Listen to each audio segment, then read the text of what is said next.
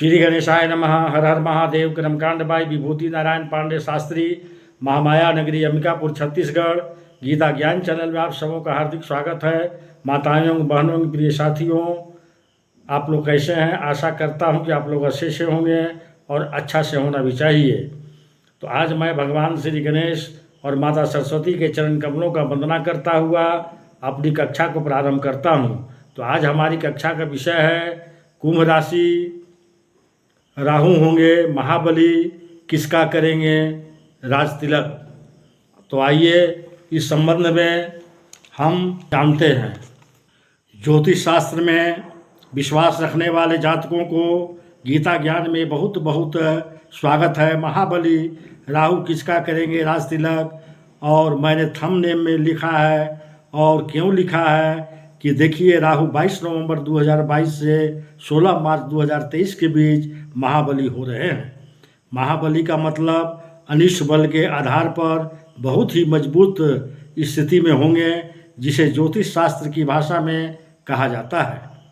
युवा अवस्था में गोचर करेंगे। जब कोई भी ग्रह युवा होता है तब वो उसका अंश बल 12 डिग्री से 18 डिग्री के बीच होता है। जब किसी भी डिग्री का अंश बल 12 से 18 डिग्री के बीच जब होता है तब वो ग्रह फुली एक्टिव होता है और अपना पूरा बल देने में सक्षम होता है। राहु केतु हमेशा वक्री अवस्था में गोचर करते हैं। तो क्या करेंगे युवा राहु? राहु को तो सर्वाधिक पाप ग्रह की संज्ञा दी गई है। इसी को हम विश्लेषण करेंगे इस वीडियो में। हालांकि यह वीडियो समय से थोड़ा पहले अपलोड कर रहा हूं, लेकिन राहु के उपाय करने के लिए इतना समय भी कम है। अगर आपकी राहु की महादशा या अंतर्दशा जीवन में चल रही है तो आप राहु का उपाय अभी से करना शुरू कर दें।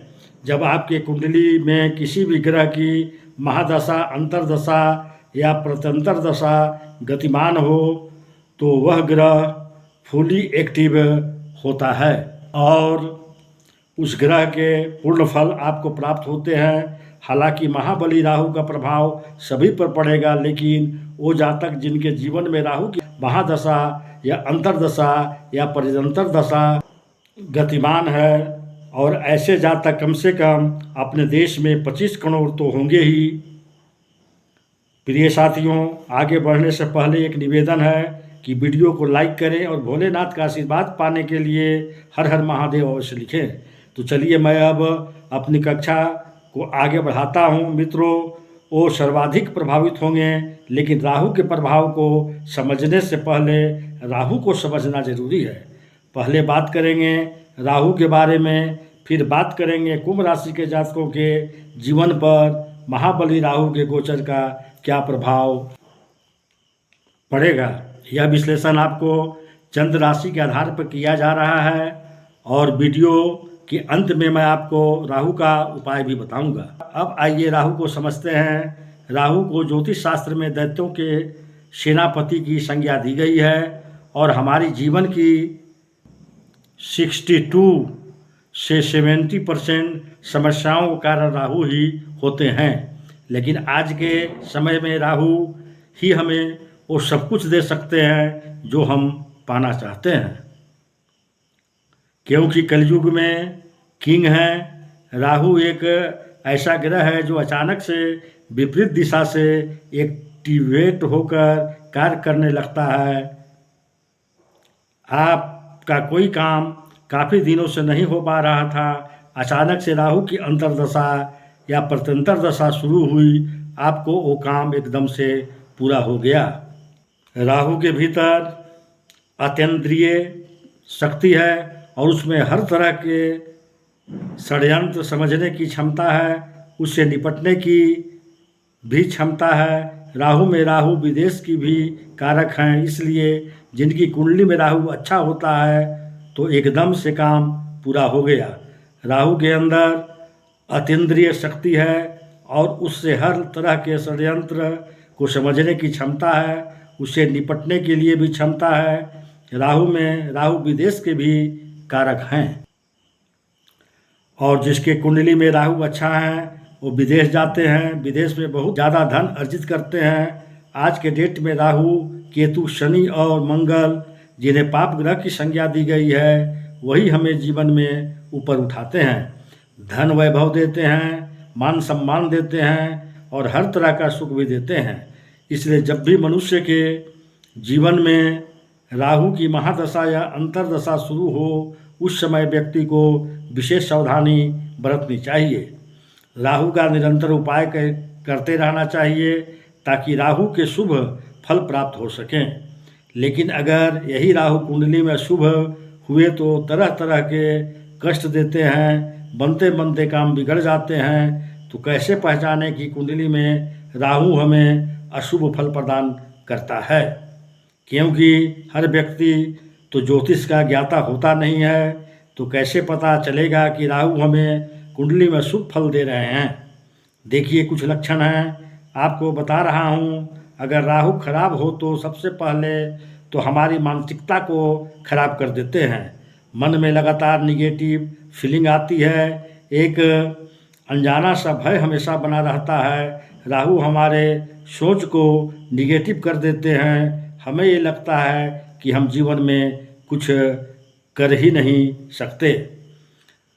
मन में भ्रम की स्थिति पैदा होती है और हम रस्सी को भी सांप समझकर डरते रहते हैं। अगर आपके साथ लगातार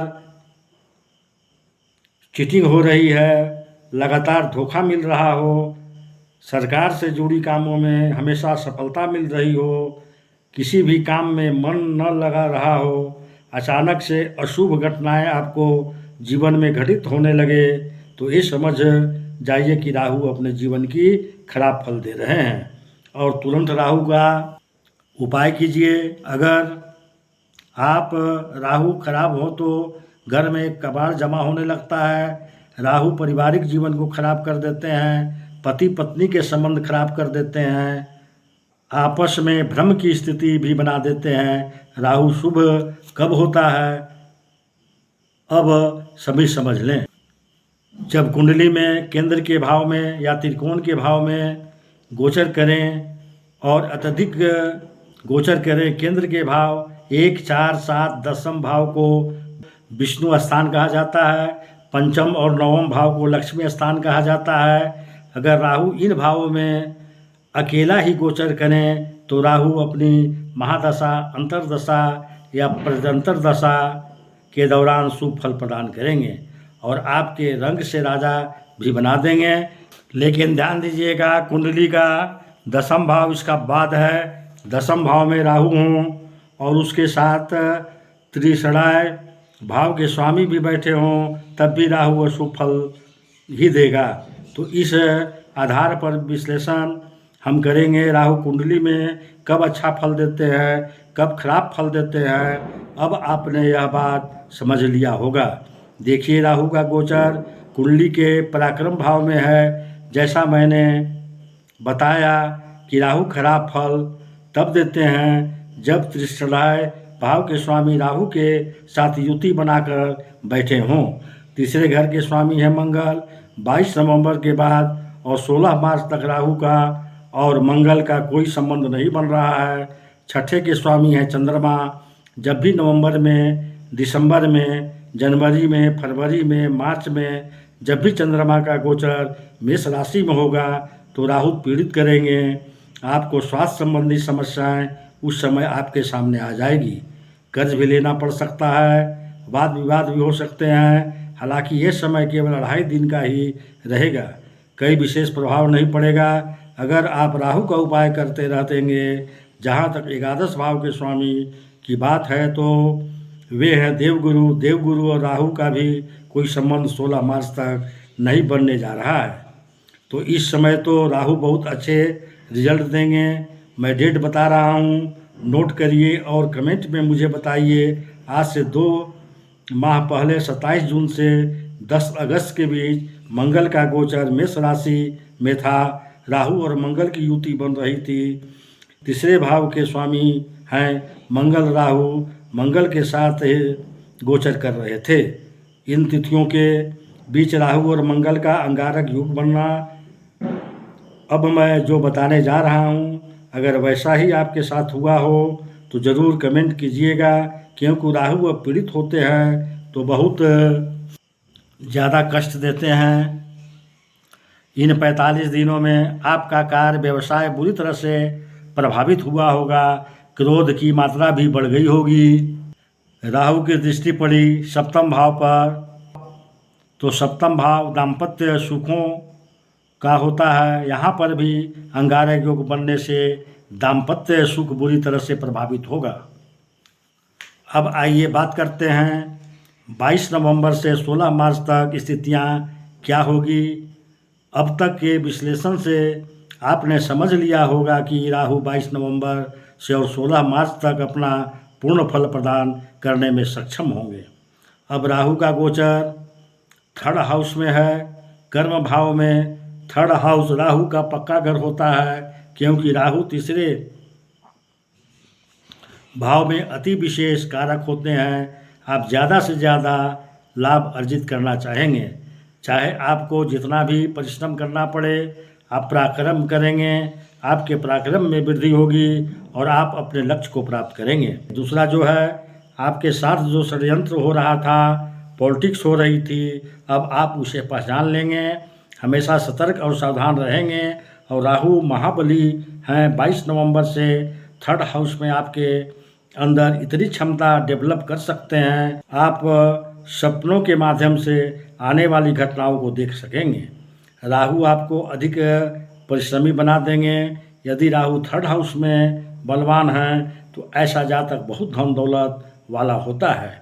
यात्राएं भी कराएंगे, लेकिन ये यात्राएं आपके लिए लाभकारी होंगे। दाम्पत्य सुख में जो कमी थी वो अब पूरा दाम्पत्य सुख आपको मिलेगा। पार्टनरशिप में व्यापार की दृष्टि से ये समय अच्छा रहेगा। प्रेम संबंध प्रगाढ़ होंगे और मैरिज भी आपके होंगे। भाग्य भाव पर दृष्टि पड़ेगी तो भाग का सपोर्ट आपको मिलेगा। पिता से संबंध में कोई खटास आ गई थी, वह भी मधुर होंगे और अब अचानक पिता की भी सहयोग मिलेगा। जितना भी आप पूजा पाठ करेंगे, गरीबों की मदद करेंगे तो साढ़े साथी में भी मदद मिलेगी। और राहु तो आपको हेल्प करने के लिए आ ही गए हैं। राहु की दृष्टि बल लाभ भाव पर पड़ेगी। आपका रुका हुआ पैसा मिलेगा। राहु हर तरफ से लाभ कराएंगे, आपको धन उपलब्ध कराएंगे, आपके सपनों को पूरा करेंगे। अब बात करते हैं राहु के उपाय का। तो राहु अशुभ प्रभाव आप पर न पड़े, इसलिए राहु का उपाय आप जरूर करें। राहु का सबसे बढ़िया उपाय है मोर पंख रखिए। राहु को सर्प माना गया है और मोर सर्प को खा जाता है। जहाँ पर मोर पंख होता है वहाँ पर राहु का प्रवेश नहीं होता है। अपने घर के main door, bedroom, drawing room में एक एक मोर पंख लगा दें। अपने कार्यस्थल के ऑफिस में लगा दें। एक मोर पंख अपने तकिए के नीचे रखें। अपने बैग में एक मोर पंख जरूर रखें और एक सुरमे की डिबिया, ये दो चीज़ अपने बैग में हमेशा रखें। तो प्रिय साथियों, अब मैं अपनी कक्षा को यहीं समाप्त करता हूँ। नमस्कार।